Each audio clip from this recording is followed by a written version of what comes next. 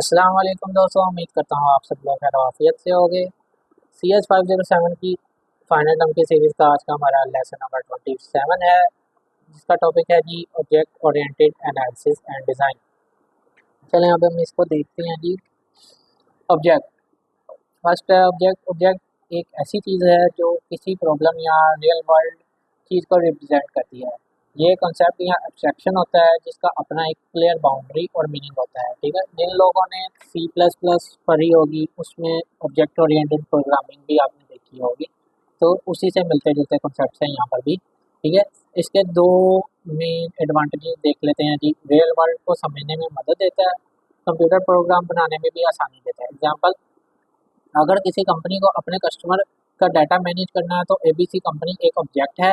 ठीक है, उसमें ये ऑब्जेक्ट कस्टमर नाम की क्लास का एक इंस्टेंस होगा। ठीक है, उसके बाद क्लासेस आ जाते हैं। क्लासेस एक ब्लूप्रिंट होता है जो बताती है कि उस क्लास के ऑब्जेक्ट्स कैसे होंगे। ठीक है, उनकी स्ट्रक्चर और बिहेवियर क्या होगा। ठीक है, क्लासेस में हम ये देखते हैं। उसके अलावा एट्रीब्यूट्स एंड मेथड्स हैं। एट्रीब्यूट्स ऑब्जेक्ट के कैरेक्टरिस्टिक्स को कहते हैं, और जैसे नेम एड्रेस हो गया, और मेथड या ऑब्जेक्ट पे होने वाले एक्शन जैसे ऐड अपडेट डिलीट वगैरह।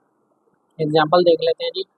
क्लास कस्टमर्स ऑब्जेक्ट में उसमें एबीसी कंपनी, एट्रीब्यूट है उसके नेम और एड्रेस, मेथड है उसके ऐड अपडेट और डिलीट। ठीक है, ये कस्टमर्स के मेथड्स हैं। उसके बाद है जी नेक्स्ट टॉपिक इनहेरिटेंस का। इनहेरिटेंस का मतलब है कि एक क्लास की प्रॉपर्टीज और मेथड्स का दूसरी क्लास को मिल जाना। ठीक है, अभी इसके हम एग्जांपल देख लेते हैं जी। कार, वैन, ट्रक सब एक ऑटोमोबाइल की सब क्लासेस हैं। ठीक है, ऑटोमोबाइल एक क्लास है और उसकी ये सब क्लासेस हैं। ठीक है, सब में इंजन और स्टीयरिंग होता है। ठीक है, कॉमन चीज़ें इनहेरिट होती हैं। ठीक है, हर एक का इंजन साइज या स्टीयरिंग टाइप अलग हो सकता है। ये स्पेशलाइजेशन की तरफ आ जाता है। ठीक है, जनरलाइजेशन इज इक्वल्स टू कह सकते हैं कि हम हिराची में ऊपर जाना, जैसे कार से व्हीकल की तरफ जाना। ठीक है, स्पेशलाइजेशन का मतलब है कि हिराची में नीचे की तरफ जाना, जैसे कि कार से हम उसके मॉडल की तरफ जाते हैं। जैसे कार है तो उसमें सब क्लास होगी, टोयोटा कार या निज़ान कार्स हो गई। ठीक है, उस तरह। ठीक है, उसके बाद कस्टमर एग्जांपल देख लेते हैं जी। कस्टमर जी, कस्टमर क्लास से तीन सब क्लासेस बनाई जा सकती हैं। ठीक है, डोमेस्टिक, कमर्शियल और इंडस्ट्रियल। ठीक है, इन सब क्लासेस को पेरेंट क्लास से सारे कॉमन एट्रीब्यूट्स और मेथड मिल जाते हैं। ठीक है, जैसे आप वही सी प्लस प्लस जिसने पढ़ी है उसको कोई इशू नहीं होगा ये सब समझने में। ठीक है, उसके अलावा मैसेज पासिंग। ठीक है, सिस्टम के काम ऑब्जेक्ट्स मिलकर करते हैं। ठीक है, हर ऑब्जेक्ट दूसरे को मैसेज भेज कर काम करवाता है। एग्जाम्पल देख लेते हैं जी। इसकी record CD sale, CD item, sale person और ट्रांजैक्शन ऑब्जेक्ट मिलकर काम करते हैं इसमें। इंकैप्सुलेशन का मतलब है कि इंफॉर्मेशन हाइड करना। ठीक है, यानी सिर्फ ज़रूरी चीज़ें दिखाना, बाकी डिटेल छुपा के रखना है।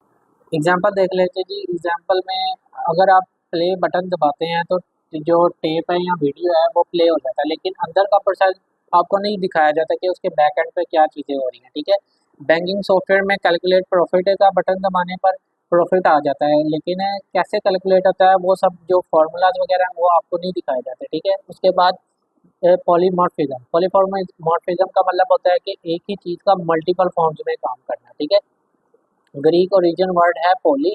पॉली का मतलब होता है मल्टीपल और मॉर्फ का मतलब होता है फॉर्म। ठीक है, पॉलीमॉर्फिज्म ये दो वर्ड्स के मिलकर बनता है। ठीक है, एग्जांपल देख लेते हैं। व्हीकल है, सब क्लास हो सकते हैं ट्रक और कार। ठीक है, कार जो है फर्दर सब क्लास हो सकते हैं सेडान या सपोर्ट। हर क्लास के फंक्शन सेम नाम का हो सकता है लेकिन उसका बिहेवियर डिफरेंट होगा, ये पॉलीमॉर्फिज्म में आता है। ठीक है, ऑब्जेक्ट एज अनियन मॉडल।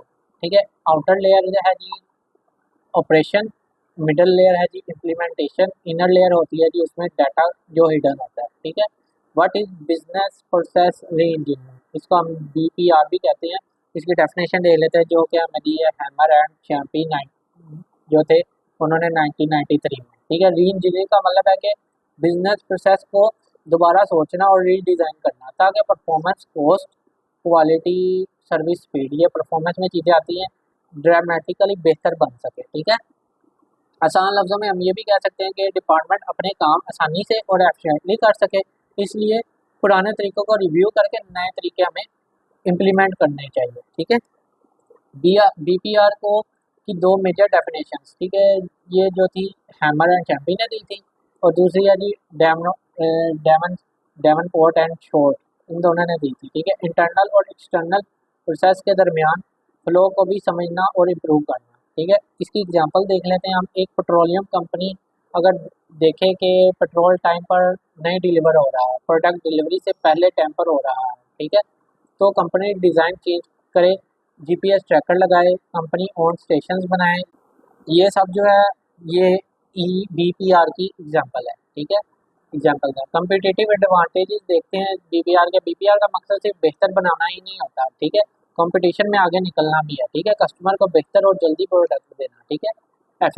उसके बाद हमारा नेक्स्ट टॉपिक है इफेक्टिवनेस वर्सेस एफिशिएंसी, ठीक है। इफेक्टिवनेस क्या है जी, प्रोडक्ट या सर्विस कितने अच्छे तरीके से कस्टमर तक पहुंचती है, ये इफेक्टिवनेस में आता है। और जी packaging, advertising, market availability, customer loyalty वगैरह भी इफेक्टिवनेस में आ जाती है, ठीक है।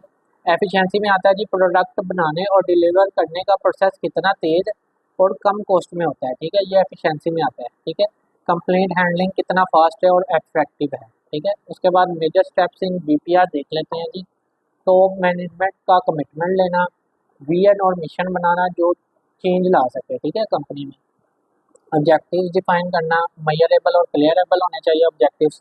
क्रिटिकल सक्सेस फैक्टर्स, ठीक है, उनको आइडेंटिफाई करना। उसके बाद है क्रिटिकल सक्सेस फैक्टर्स को ब्रेक डाउन करके प्रोसेसेस और उनके ओनर्स डिफाइन करना, ठीक है। उसके बाद प्रोसेस को छोटी एक्टिविटीज़ और टास्क में तो डिवाइड करना और उनकी टीम्स बना देना, ठीक है। रीडिज़ाइन करते रहना, उसको मॉनिटर करते रहना और एडजस्ट करते रहना जब तक कि ज़रूरत होती है, ठीक है। इसी के साथ हमारा लेसन नंबर 27 कंप्लीट होता है। वीडियो अच्छी लगी हो तो चैनल को सब्सक्राइब करना मत भूलिएगा, ताकि आपको हमारी वीडियो मिलती रहे। शुक्रिया।